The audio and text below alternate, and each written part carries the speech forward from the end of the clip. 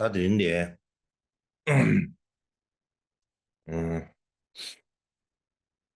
조지 남다,现在的你媳妇得吃药的了，你他们得吃药的，现在得配备的啊，出去那么早的，出去那么冷get的，俺打那是乾隆给新年，准备的准备那么，俺那是天天，这基本当中，他们这里啊，俺他妈我们商业甚至选赢。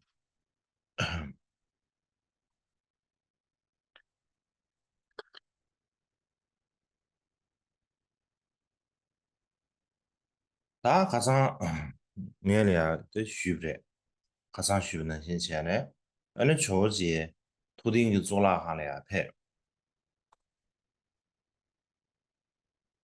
대표의 제래야네 탈라마 저주에게 조지래야 응아르 어느 최게 매변음 손라서베게 어느 배도 상계에 대바 컨트스 주고 임바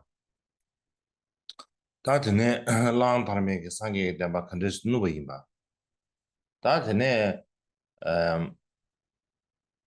저주에게 야매 남기 Co się stało? em,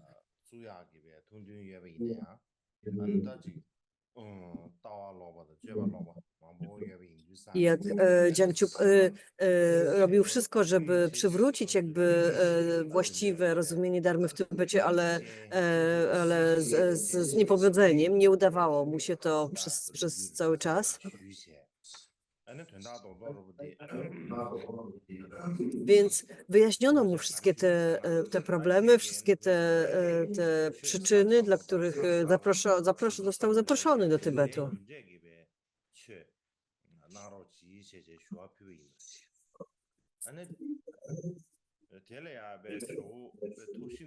Proś tam Ciepela, żeby zamknęli okno, bo za dużo hałasu jest w jego... Albo...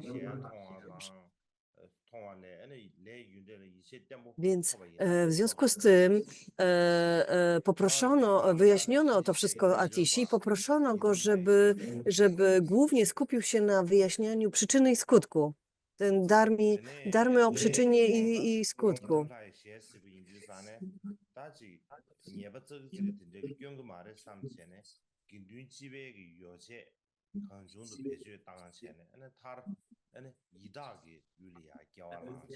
Atisia oczywiście przystał na to i nawet się ucieszył. Powiedział, że faktycznie dharma objaśniająca przyczynę i skutku jest najważniejsza, jest jakby podstawą wszystkich innych dharmów, całej innej dharmy. A powiedział im na przykład o tym, że w Indiach był taki jogin, który praktykował yamantakę, ale nie rozumiał dharmy przyczyny i skutku. Na przykład brał datki ofiarowywane mnichom, korzystał z ich jedzenia i tak dalej. I później odrodził się jako taki głodny duch, który wyglądał jak yamantaka. Więc mimo, że praktykował yamantakę, nie rozumiał podstaw i odrodził się jako głodny duch w formie yamantaki. Więc Atisia przywołał tą historię jakby w tym momencie, opowiedział jej Łoni i zgodził się na to, że będzie znowu uczył dharmy jakby od podstaw. Rinchen Zakpo, tłumacz, który już wtedy jakby pracował nad wieloma przykładami w Tybecie, zgodził się również tłumaczyć nauki Atishi. On sam jakby też odczuł wielkie oddanie dla Atishi, został jego uczniem. Przyjął od niego wiele nauk i ślubowań.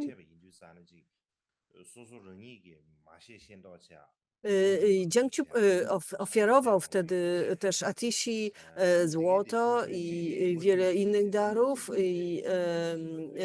i wyjaśnił, że w Tybecie w owym czasie żyło bardzo wielu prawdziwych nauczycieli dharmy, ale też bardzo wielu takich fałszywych nauczycieli dharmy, udających lamów, którzy debatowali, kłócili się jakby między sobą i było to bardzo Więc było bardzo ważne dla nich, aby Atisha rozwiał wszystkie wątpliwości ludzi zainteresowanych Dharmą w Tybecie w związku z tym. Podobno zadał mu 2 pytania dotyczące Hinayany i Mahayany, 2 pytania dotyczące Paramit, i 3 pytania dotyczące Vajrayany, razem 7 pytań. I poprosił Atisię, aby napisał jakby krótki tekst, który zwięźle opisze, jakby opisze odpowiedzi na te pytania i zwięźle przekaże całą ścieżkę. Na co Atisha odpowiedział, że jeśli chodzi o Vajrayanę, już macie tutaj tantrę Guhya Samadży, macie również sadhanę Avalokiteshvara, macie też sadhany innych bóstw. Macie również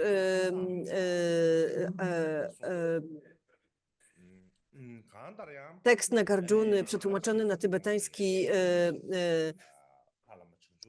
nazywany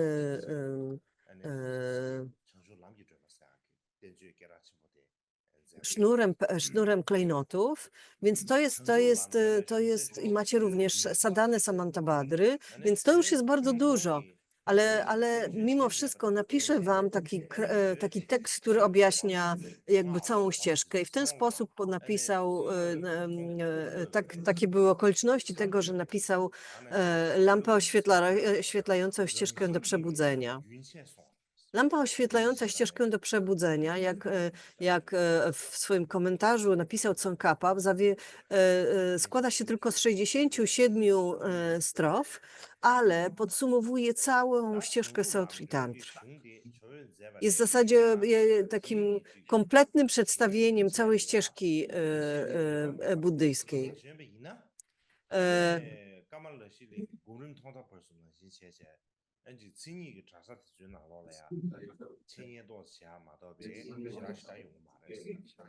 I mało tego, ten tekst został przekazany głównie Drąpopie, czyli Drątympie, przepraszam, który był świeckim praktykującym, co było podkreślone, że dzięki temu ten tekst Atishi rozpowszechnił się w całym Tybecie wśród wszystkich praktykujących, nie tylko w klasztorach. Na przykład poziomy medytacji, kolejne stopnie medytacji, Kamalashili, były praktykowane tylko w klasztorach i w związku z tym nie były takim powszechnym tekstem, powszechnym stylem praktyki, z którego korzystali wszyscy Tybetańczycy. Praktykowali go tylko mnisi i mniszki. Natomiast tekst Atishi, przez to, że to właśnie Drątympa, czyli jego świecki uczeń go propagował, był praktykowany przez wszystkich Tybetańczyków. Drątympa na przykład mówił, że on sam tak mocno praktykował, tak jakby urzeczywistnił cały ten tekst i później, kiedy ludzie prosili Drątympę o napisanie komentarza do tego tekstu, on powiedział: moje życie jest komentarzem do tego tekstu, ja jestem komentarzem do tego tekstu. Nie trzeba, nie ma sensu pisać, żebym pisał go jeszcze w słowach. Jiang Chu później napisał taki biografię Atishi, którą zatytułował Ścieżka Wyzwolenia.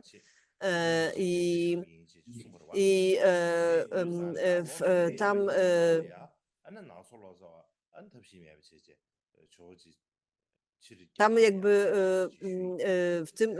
z tego komentarza wiemy, że później Natsolo-Cała, ten, który obiecał, jak pamiętamy, obiecał temu starszemu uczniowi indyjskiemu Atisie z Wikramashili, że po 3 latach jakby przywiezie Atisię z powrotem do Indii. I więc kiedy 3 lata zaczynały mijać, To niestety, ale to Nacolot Sała musiał przypomnieć Atisi o tym i Atisia zgodził się. Dobrze, to wracamy do Indii. Więc zwrócili się, jakby już zaczęli podróż z powrotną do Indii i zaczęli swą podróż na południe w stronę Indii. Ale Atisia pamiętał, że Tara mu zawsze przepowiedziała, tak, przed podróżą do Tybetu, że tam w Tybecie przyniesie pożytek jednej świeckiej osobie, a do tego czasu jeszcze nie spotkał Dromtympy, nie spotkał takiej świeckiej osoby. Nie spotkał żadnego specjalnego świeckiego praktykującego. E, więc jakby zastanawiało go to, bo już wybrał się w podróż powrotną do Indii, a jeszcze tego specjalnego ucznia nie spotkał.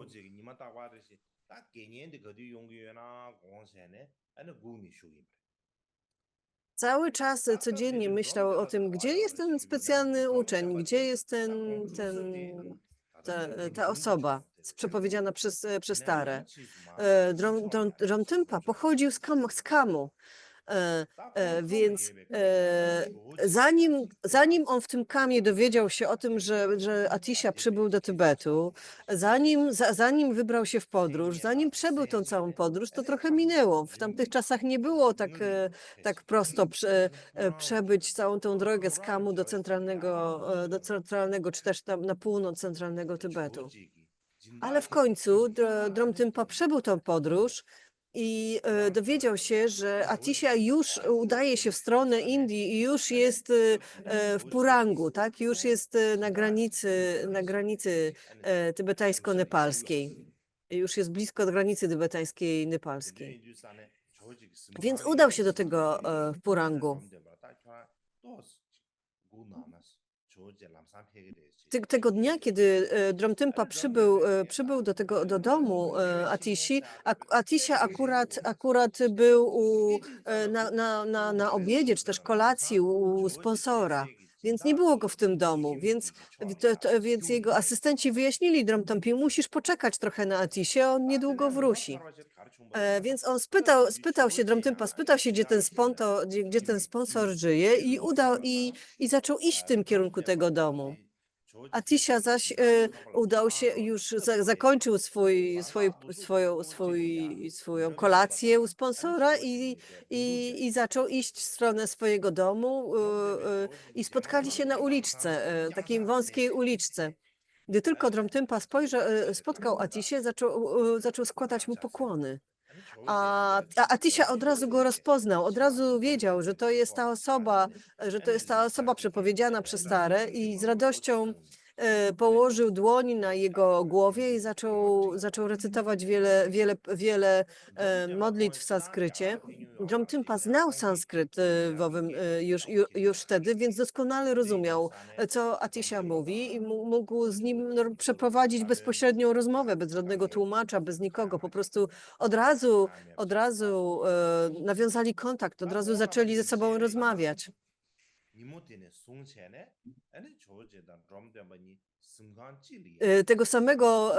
Tego samego wieczora nie rozstawali się, cały czas ze sobą rozmawiali. Dromtympa nawet został u niego na noc w jego pokoju, spał razem z nim.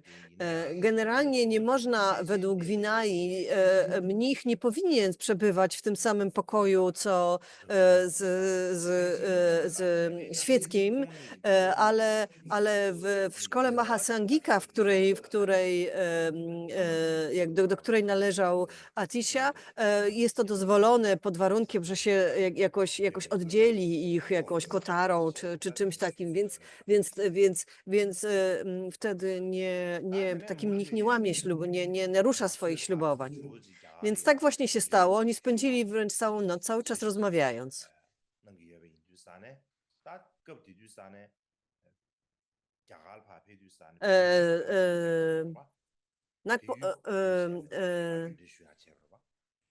Więc Atisha cały czas musiał, jakby planował powrót do Indii, tak? Ale, ale okazało się, że w tym czasie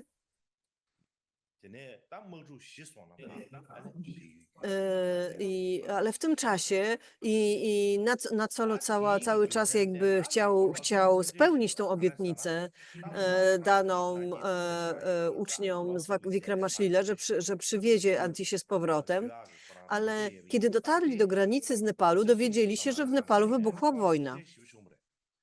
I ta wojna faktycznie jakby była na tyle groźna, że nie można było spokojnie podróżować przez Nepal. I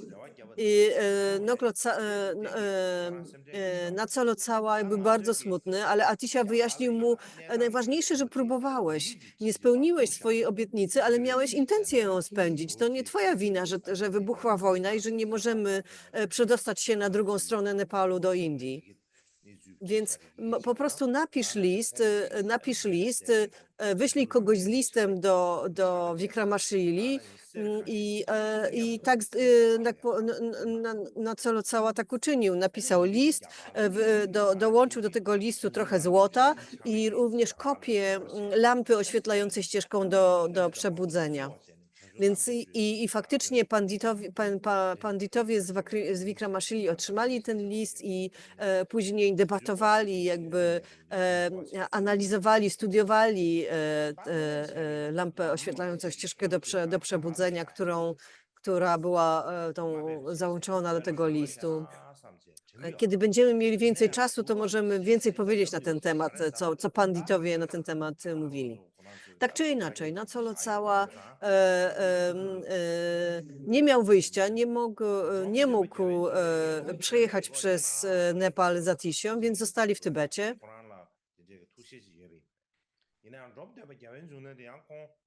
I w związku z tym Dromtonpa zaczął myśleć o tym, jak sprowadzić, jak zatrzymać Atisię w Tybecie w związku z tym. Więc on był bardzo zręczny. On nie miał odwagi poprosić o to Atisię w taki bezpośredni sposób, więc zamiast tego zaczął opowiadać Atisie o centralnym Tybecie, że tam jest ciągle tyle klasztorów, że tam jest ciągle jakaś grupa sangi, klasztorna sangi, mnichów, którzy zostali bez żadnego opiekuna i tak dalej. Atisia bardzo się ucieszył i mówił, być może, że nawet w Tybecie jest więcej mnichów niż w Indiach obecnie, a ja zawsze przysięgałem, żeby spełniać życzenia mnichów. Zawsze przysięgałem, że to sanga mnichów, do której sam należę, będzie moim przewodnikiem, będę spełniał ich wszystkie życzenia. W związku z tym Dromtonpa napisał list do najważniejszych lamów centralnego Tybetu, sugerując im, powinniście teraz zaprosić Atisię do centralnego powiatu, powinniście zaprosić go do siebie. To jest najlepszy moment, żeby Atisię zaprosić. I kiedy Dromtonpa pisał ten list, to zapomniał dodać imię Kutyna. Kutyn był takim szlacheckim możnowładcą, a który był jednocześnie wyświęconym mnichem i lamą. Był ważnym lamą w centralnym Tybecie i jakby Dromtonpa zapomniał dodać jego imię do tego, że kieruje ten list również do niego. I później, kiedy ci lamowie się zebrali, to nie zaprosili nawet tego Kutyna, bo on nie był wspomniany wprost. Jego imię nie było w tym liście wspomniane. Na co Kutyn, ponieważ był bardzo dumny, obraził się na nich i stwierdził, że to jest zniewaga i sam udał się do Gari, żeby zaprosić Atisię do centralnego Tybetu.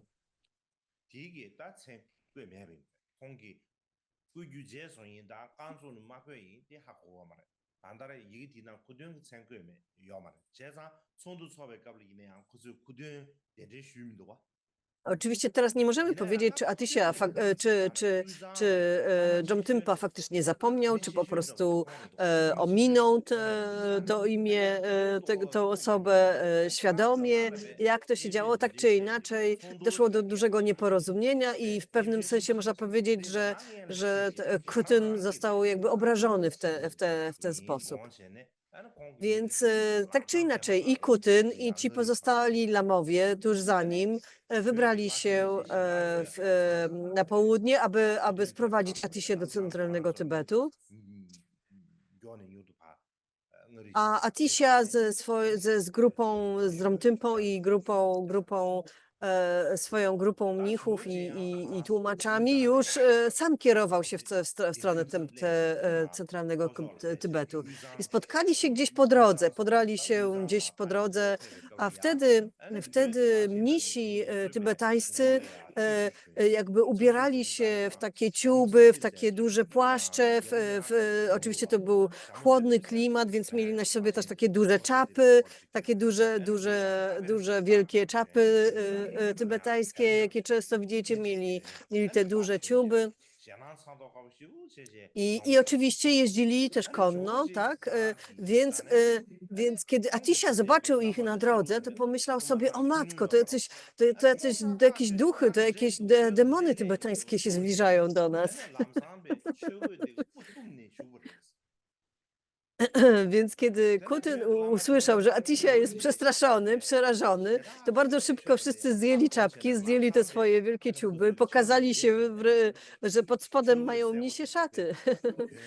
Szybko założyli te żółte szaty darmy na siebie i wtedy pokłonili się przed Atisią, przywitali go z szacunkiem w centralnym Tybecie. Atisia bardzo się ucieszył, uśmiechnął i też pochwalił ich, że wygląda na to, że mnisi tybetańscy lepiej się ubierają niż mnisi w Indiach. Są dobrze ubrani. Oczywiście Kutyn był cały czas zirytowany tym zamieszaniem w zaproszeniu, więc szybko pobiegł do Dromtympy i powiedział, w tym liście wysłanym do ważnych lamów centralnego Tybetu, nie wspomniałeś o mnie, nie wystosowałeś go również do mnie. Dlaczego o mnie zapomniałeś? Na co Dromtympa powiedział, ależ nie zapomniałem, po prostu powiedziałem, że zapraszamy Klocałe i innych. Więc ty byłeś zaproszony w tych i innych. Uwzględniłem ciebie, bo napisałem, że skieruję ten list do Kalocałe i innych. Więc no jak to uwzględniłeś mnie w i innych i to ja jestem dla ciebie etc. Więc Kutyn od tamtego czasu znielubił Dromtympy i potem jak zobaczymy, jak czytamy historię życia Atisi, to widać, że ten konflikt między nimi, że oni się jednak trochę nie lubili, często nie zgadzali się między sobą, dochodziło do wielu różnych innych konfliktów i nieporozumień pomiędzy nimi. Więc tak czy inaczej, kiedy Atisha miał 66 lat, pojawił się w centralnym Tybecie, w Samie. Oczywiście wiemy, że Samie było od wielu lat już w tamtym czasie ważnym centrum darmy dla Tybetańczyków. Atisha powiedział, że główny posąg w Samie przypomina posąg w świątyni Mahabodhi w Bodhgai. Więc spędził w Samie jakiś czas i tam poproszono go o wyjaśnienia do Prajnaparamity w 25 szlokach, 25 tysięcach szlok. Dromtompa już wtedy, ponieważ samie należało, w zasadzie miało opata, należało do innego lamy, znaczy inny lama tam nauczał i żył, tak, to był lama nazywany Bodhiraja, który był trochę zazdrosny, że nagle przybył jakiś inny lama i jest ważniejszy od niego. Więc Dromtympa pomyślał, że Atisha powinien mieć swoje własne miejsce w Tybecie, swoje własne miejsce, w którym będzie mógł na stałe mieszkać i nauczać. I było kilka jakby opcji. Jedną z opcji był Jarlung, w którym żył Kutun. Innym opcją było Samie, w którym jednak był już inny opat. A jeszcze innym miejscem była Lhasa, gdzie mieszkał Nonglo-Cała, albo Nietang, którym żył właśnie Baktun, który inny uczeń Atishi. I Dromtympa uznał, że właśnie ten Nienang, gdzie żył Bangtym, było najlepszym miejscem, dlatego że one było położone na południe. Był bardzo taki, więc tam nigdy nie było tak bardzo zimno. Było dużo zieleni i że to był najlepszy klimat dla Atishi, najlepsze miejsce, jeśli chodzi o pogodę, i klimat, w którym Atisia by się czuł bardzo dobrze. Ale w tym samym czasie Kutyn sekretnie za plecami Dromtympy już namawiał Atisię, a mówił Atisie, żeby Atisia przybył do jego miejsca, do Jarlunga, żeby tam przybył i tam udzielił tych wyjaśnień do Prajnaparamity i żeby tam zamieszkał. Wyjaśnił Atisi, że tam jest bardzo wielu praktykujących, że tam jego aktywność rozkwitnie, a on jest bogatym szlachcicem, ma bardzo wiele jakby zasobów, którym może się podzielić i będzie mógł jakby wspierać cały jego orszak, że to jest piękne miejsce, gdzie Atisia będzie mógł się zatrzymać i nauczać. Więc za plecami Dromtympy Kutyn tak namówił na to Atisię, a na co Atisia się zgodził i wyjaśnił Dromtympie, że przyjął zaproszenie już od Kutyna, że to już za późno, że przyjął już zaproszenie od Kutyna i wyruszy do Jarlungu i tam Kutyn obiecał mu jakby piękne miejsce, gdzie będzie mógł mieszkać i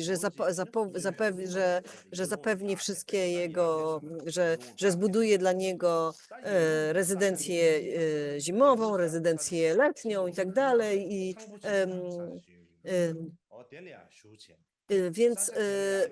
I faktycznie tak się stało. Atisia udał się do Jarlungu. Tam był taki klasztor, który się nazywał Tangpoche.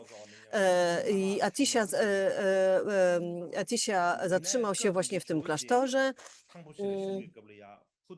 I tam faktycznie Atisia udzielił wyjaśnień do Prajnaparamity 25 szlokach i do komentarza Maitrei Nieprzewyższone kontinuum oraz rozróżnianie zjawisk i ich natury i tak dalej. Więc udzielił bardzo ważnych nauk i również jakby dokonał tłumaczeń tych tekstów i wielu innych tekstów z Natsolo-Całą. Ale bardzo szybko się okazało, że Kutyn nie dotrzymał słowa, że nie dotrzymał tych wszystkich przyrzeczeń złożonych Atisi. Więc na przykład przez cały tydzień nikt z nich nie dostał żadnego jedzenia. Albo konie w ogóle nie były karmione przez dłuższy czas. Więc Atisia zaczął się martwić. No jak to? Konie to też są czujące istoty, też trzeba je karmić.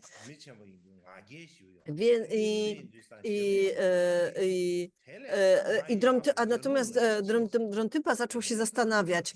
Kutyn jest zbyt dumny. na pewno nie opiekuje się artyścią w odpowiedni sposób. Więc umówił się mimo wszystko z tym swoim, z, że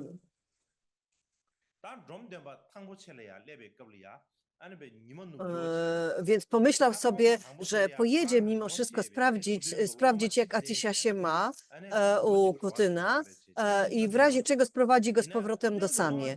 I faktycznie Atysia bardzo się ucieszył, kiedy Dromtympę zobaczył.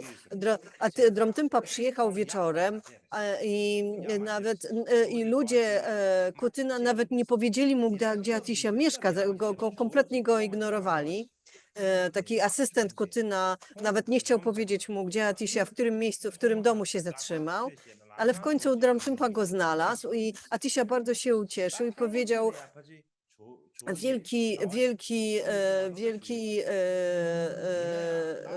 jesteś moim dobrym uczniem. My tutaj przeżywamy bardzo trudny czas. Atysia spędził tam niejak miesiąc czy dwa, a bardzo schudł przez ten czas. Dromtympa bardzo się zmartwił. Powiedział, i Atysia go poprosił: musimy stąd wyjechać. Od razu się pakujemy i wyjeżdżamy razem z tobą. Na co Dromtympa powiedział: ale to nie możemy tak po prostu wyjechać, to się tak nie da. Kutyn nam nie pozwoli, to jest wielki szlachcic, ma tutaj bardzo wiele swoich pomocników, asystentów, oni nam nie pozwolą. A Atysia powiedział: nie martw się, ja znam sposób na to, żeby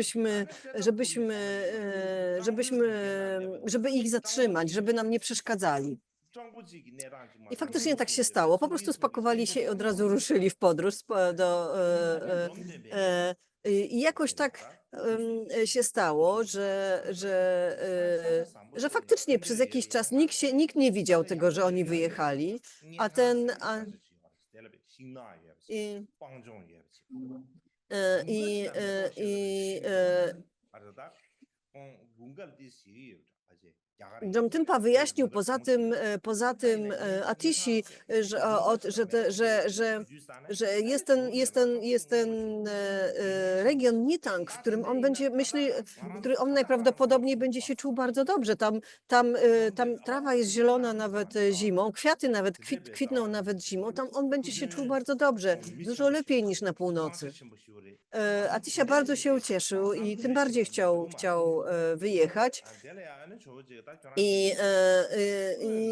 Normalnie, i oczywiście ten asystent Kutyna zorientował się bardzo szybko, że Dromtympa zabiera Atysię, ale w jakiś sposób akurat tego dnia nie mógł spotkać Kutyna, nie miał jak mu o tym powiedzieć. Zazwyczaj Kutyn wcześniej rano wychodził z domu, zaczął przechadzać się po całej okolicy, ale tym razem nie wyszedł z domu. Brama była zamknięta, cały dom jego był zamknięty. Ten asystent nie wiedział, jak się w ogóle z nim skontaktować, jak do niego dotrzeć. W końcu dopiero po jakimś czasie zaczął walić do bramy. Jakoś tak w ogóle do tej bramy miał jakiś duży problem, żeby w ogóle do tej bramy dotrzeć. Jakieś przeszkody się pojawiły po drodze, ktoś go zatrzymywał i tak dalej. W końcu zaczął walić do tego domu, do domu Kutyna i zaczął krzyczeć: dlaczego masz zamknięty dom? Gdzie ty jesteś? W ogóle jesteś tam w środku? Wyjdź z tego domu. Dromtympa ukradł nam Atysię.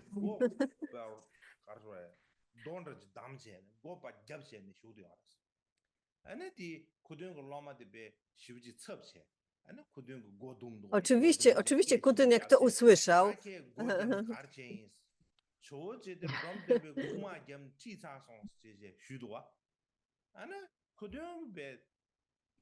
oczywiście Kutyn, kiedy to usłyszał, to od razu wybiegł z domu i był bardzo rozeźlony, tak?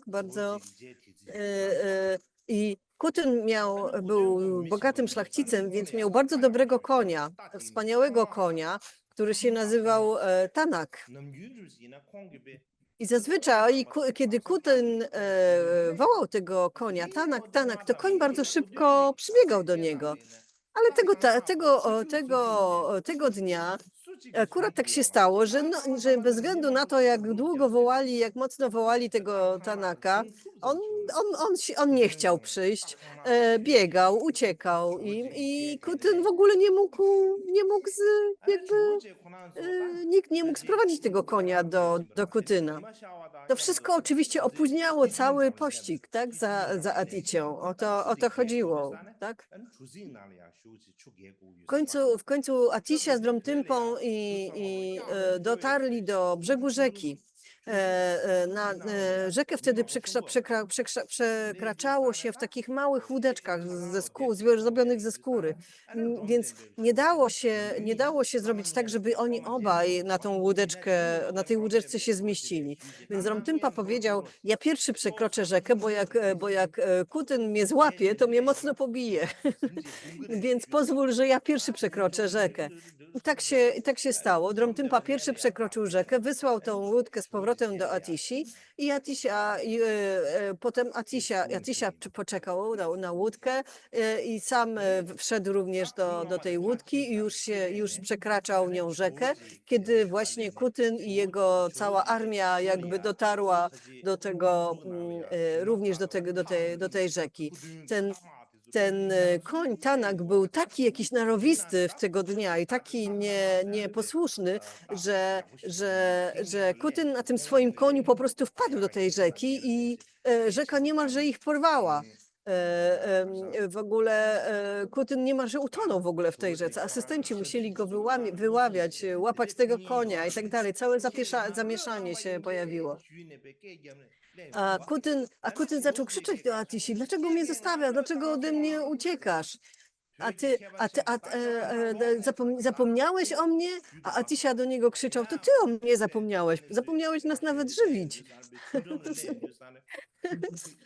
Na co Kutyn odpowiedział: nie odchodź tak, zostaw nam przynajmniej coś świętego. Na co Kutyn spadł w ogóle przy tym wszystkim do rzeki, mało co nie utonął. Na co Atisia powiedział: okej, to zostawię ci coś, i Atisia zaczął krzyczeć do niego: ty jesteś okropnym uczniem, jesteś w ogóle niewdzięczny. Dlaczego mnie ścigasz? Dlaczego mi nie pozwolisz odejść? Kutyn zaś mu tłumaczył, że przepraszam, zostaw nam przynajmniej właśnie coś od siebie na ten, więc Atisia na koniec zdjął czapkę z głowy i zostawił mu tą czapkę. Rzucił mu tą czapkę na koniec. Na co Kutyn w końcu się uspokoił i zostawił ich w spokoju, pozwolił im odejść.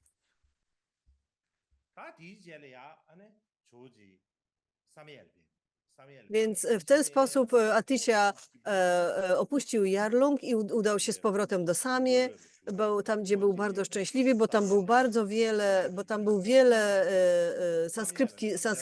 sanskryckich manuskryptów, szczególnie dotyczących tajemnej mantry. I Atisia zaczął je wszystkie czytać. Zatrzymał się trochę w Samie i zaczął czytać te wszystkie manuskrypty i pomyślał sobie, że przecież wiele tych manuskryptów, wiele tych tantr już zaginęło w Indiach.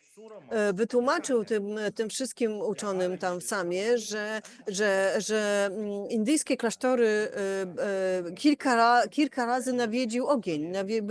Kilka razy przeszło kilka pożarów przez te klasztory.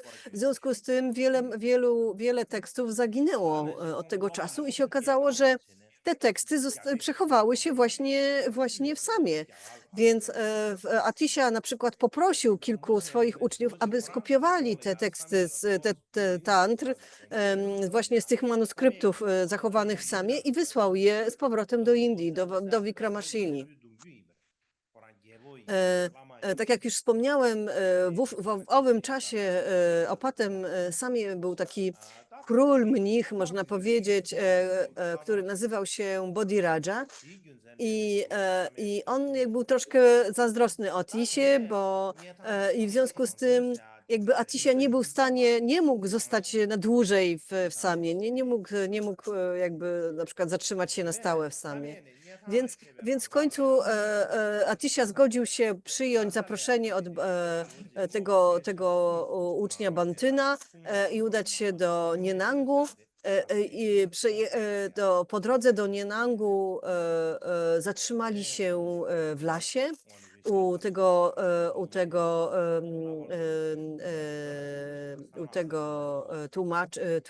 tłumacza i innego ucznia Atisi Noklek Pesierapa, gdzie Atisia w Samie w związku z tym udzielił bardzo wiele abiszek, udzielił wiele wyjaśnień dotyczących tekstów Vajrayany. Tam przetłumaczył również na przykład Sadane Tary. I w końcu na prośbę Noka Locały przetłumaczył również komentarz do Madhyamaki nazywany pochodnią logiki, czy też blaskiem logiki. I w końcu Atisia dotarł do tego Nienangu. Tam jak był w Nienangu i tam poczuł się bardzo dobrze i faktycznie został już tam do końca życia został w Nienangu. Atisia zawsze chciał, zawsze jakby martwił się tym, że mnisi w Tybecie podążali szkołą, jakby utrzymywali ślubowania Sarvastivady. I te ślubowania Sarvastivady nie były takie bardzo, nie były takie jakby nie brały zbyt poważnie to ślubowanie dotyczące niepicia alkoholu. W związku z tym wielu mnichów w Tybecie piło alkohol, piło piwo. Natomiast w jego szkole Mahasangice, to ślubowanie dotyczące niepicia alkoholu było bardzo ściśle przestrzegane i Atisia bardzo chciał jakby wprowadzić te ślubowania Mahasangiki właśnie w Tybecie. Ale Dromtympa odradził mu to. Powiedział, być może, że w owym czasie w Indiach jakby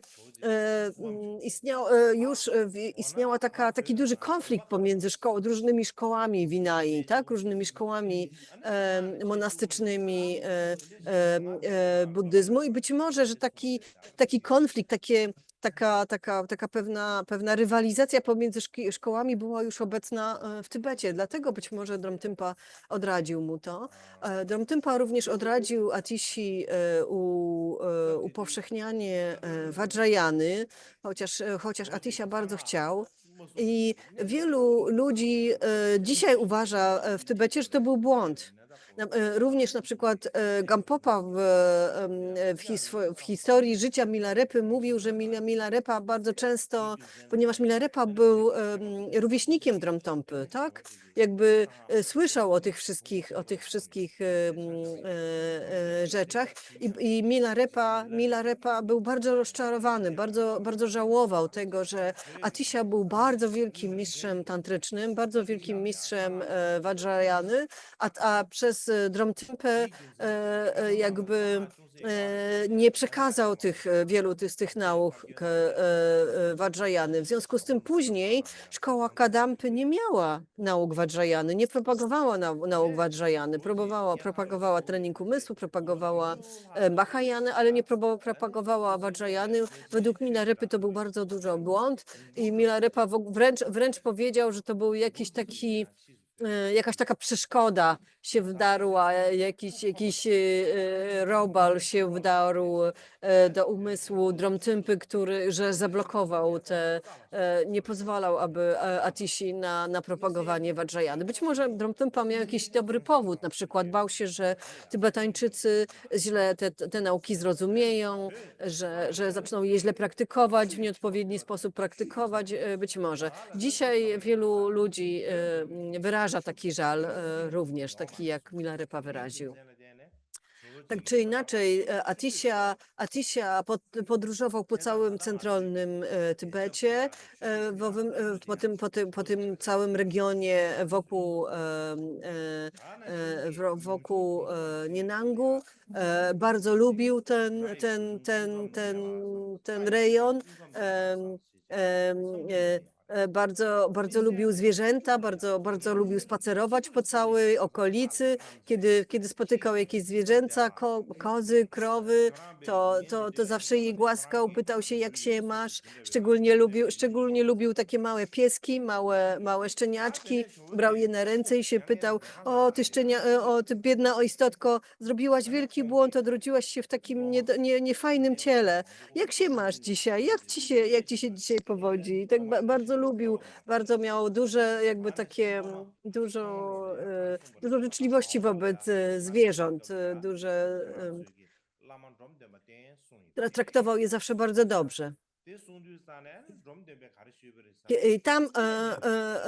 Tam Atisha spędził, jakby, tak jak powiedziałem wcześniej, żył do końca życia, już do końca swojego życia.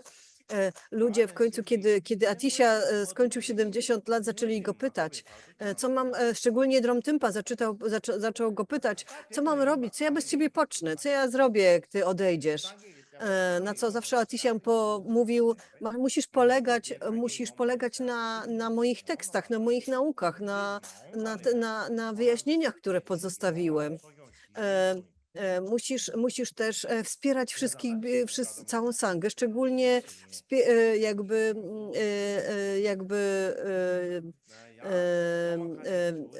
wspierać jakby dyscyplinę u bikszu, bo to na nich jakby spoczywa utrzymywanie sangi, utrzymywanie dharmy. Nie powinieneś doradzać ani prowadzić uczniów, dopóki nie osiągniesz jasnowidzenia, a do tego czasu po prostu propaguj dharmę, po prostu wspieraj rozkwit dharmy i wspieraj rozkwit sangi. Tak mu poradził wtedy Atisha. Zanim spytano również Atisie, jak ma wyglądać, co mają zrobić z jego szczątkami, kiedy on odejdzie. On powiedział, że dobrze by było, gdyby zrobili to, co opisano w sutrze Mahaparinirvany ze szczątkami Buddy. I tak się stało, kiedy Atisha odszedł w parinirwanę, potem jego szczątki, jego zwłoki spalono, jego ciało spalono.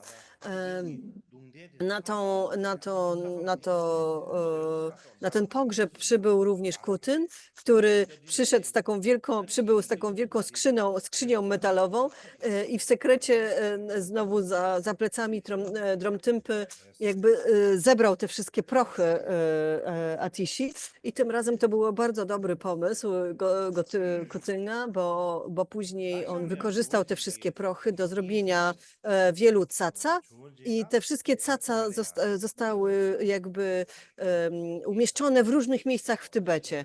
Dzięki temu jakby te szczątki Atishi jakby błogosławią cały Tybet od tamtego czasu. Chciałbym jeszcze kilka rzeczy powiedzieć.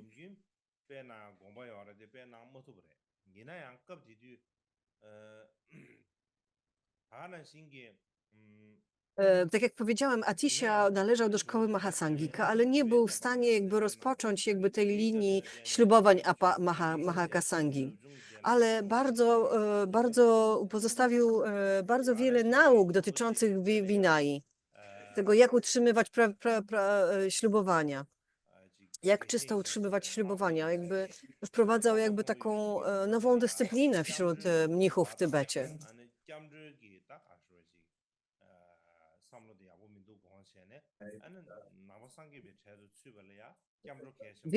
Wielu ludzi, na przykład, i też propagował bardzo wiele takich podstawowych nauk, które jakby Tybetańczycy lubili jakby omijać. Na przykład zajmowali się Vajrayaną, ale niewiele wiedzieli o schronieniu, o ślubowaniach schronienia albo o ślubowaniach bodhisattwy.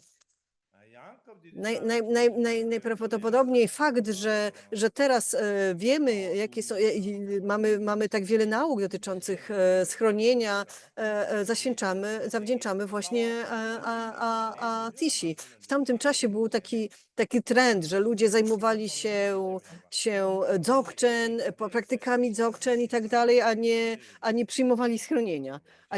A dzisiaj wszyscy najpierw na początku zaczynamy praktykę od schronienia i właśnie to zawdzięczamy Atishi. Atisia pozostawił też bardzo wiele nauk dotyczących przyczyny i skutku, do prawa karmy, co również jemu, jeśli chodzi o Mahajanę, Atisha bardzo mocno propagował wiele nauk dotyczących życzliwości i współczucia. Również, że należy dedykować swoją zasługę wszystkim czującym istotom, czyli wszystkie nauki dotyczące bodhicitti zaczęły być upowszechniane w Tybecie od tamtego czasu. To jest również zasługa Atishi.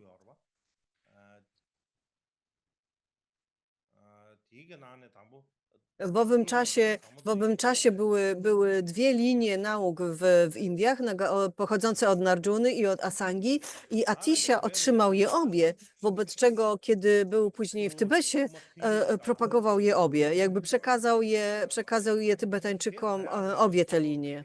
I to jest również bardzo, bardzo ważny wpływ Atishi na dharmę w Tybecie.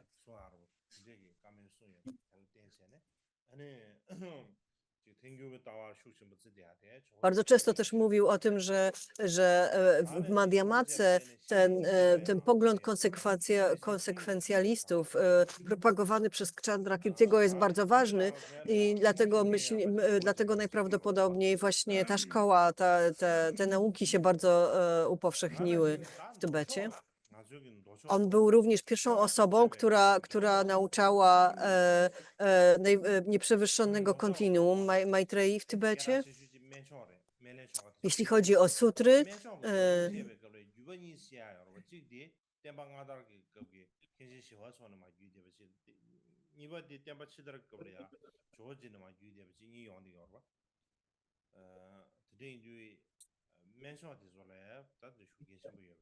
przekazał również różne rytuały z tradycji Sud, Buddy medycyny na przykład i wiele innych.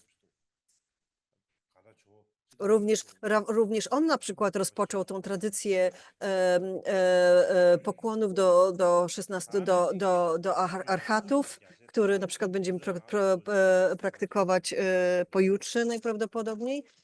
Również wszystkie nauki Tary, sadhany Tary były przetłumaczone i propagowane również przez Atisię, i to on pozostawił to. Zaś największą, więc to, jak wiemy, od Atishi właśnie rozpoczęła się tradycja, jakby szkoła Kadampy w Tybecie, która była praktykowana, która była bardzo ważna dla Tybetu, jakby gdyż w tradycji Kadampy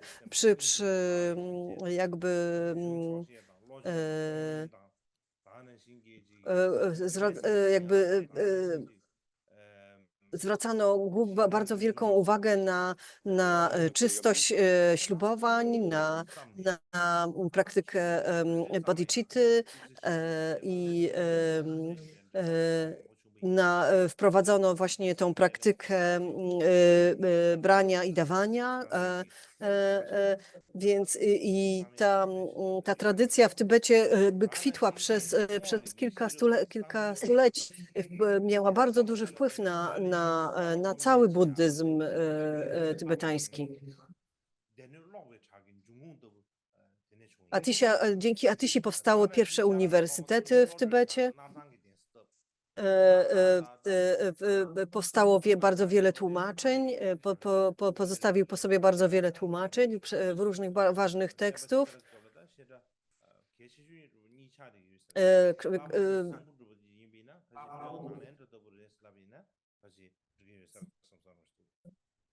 Więc 다 다복의 powstało wiele. Jeśli chodzi o Dakpokadziu, to wiemy, że że w pewnym, to musimy pamiętać, że ponieważ Gampopa był uczniem mistrzów Kadampy, my również jakby kontynuujemy tą tradycję. My również kontynuujemy tradycję Kadampy i tradycję Atishi. W szczególności w szczególności te kolejne stopnie medytacji. Ten tekst Kamala Shili był bardzo ważny dla Gampopy i był również praktykowany w naszej tradycji.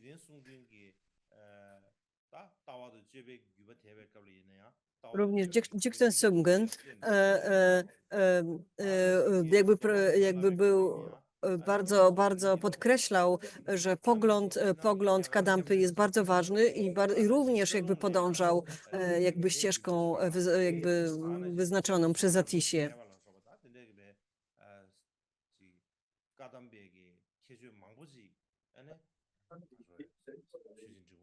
Więc ponieważ mistrzowie Kadampy zwracali bardzo ważną uwagę na prawo przyczyny i skutku, na prawo karmy i na to, jak na utrzymywanie właściwych ślubowań i na właściwe działanie, to sama tradycja, ta sama uważność utrzymała się w naszej tradycji, w naszej szkole.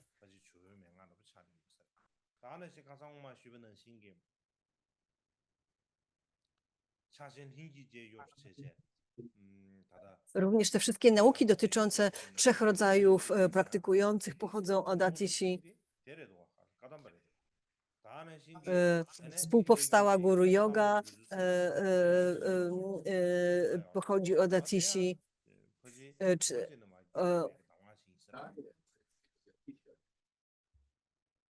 Wiele innych praktyk Mahayany i Vajrayany pochodzi od Atishi. Dlatego Gampopa i jego uczniowie, jeśli chodzi o nauki, jakie propagowali, to jakby to oczywiście praktykowali Yoginaropy, praktykowali Mahamudrę, praktyki takie jak Tumo i tak dalej, ale to wszystko praktykowali po uprzednim jakby osiągnięciu podstawy w postaci treningu umysłu, schronienia, bodhicitty i tak dalej, i tak dalej.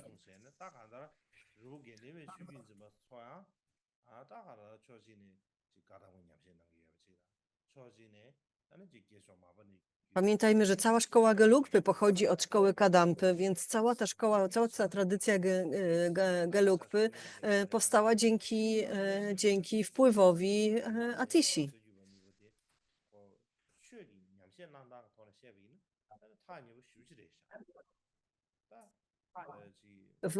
W tradycji Gampopy łączy się również praktykę Mahamudry z praktyką Kadampa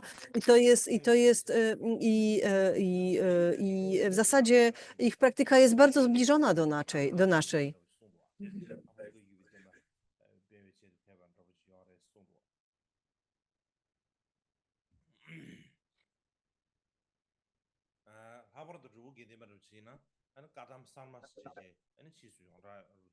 W szkole Gelugpa mówi się teraz o nowej Kadampie. Także, że mówi się o tym, że Gelugpa jest taką szkołą w zasadzie nowej Kadampy, prawda? Więc to oznacza, że ona powstała na bazie jakby Kadampy, na bazie szkoły i tradycji założonej przez Atisię.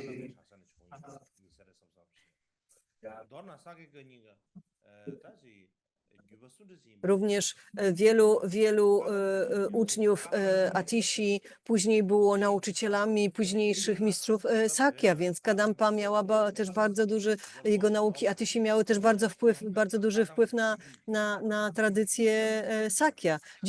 Dzisiaj osobna szkoła Kadampy już nie istnieje, ale wszystkie tradycje buddyzmu tybetańskiego jakby opierają się w większym lub większym stopniu na szkole Kadampa. Więc wszystkie jakby noszą w sobie nauki Yatishi.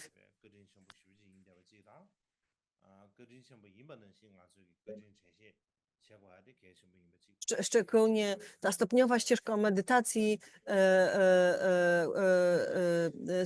stopnie medytacji, kolejne stopnie medytacji, ta praktyka, szczególnie była utrzymywana w naszej szkole.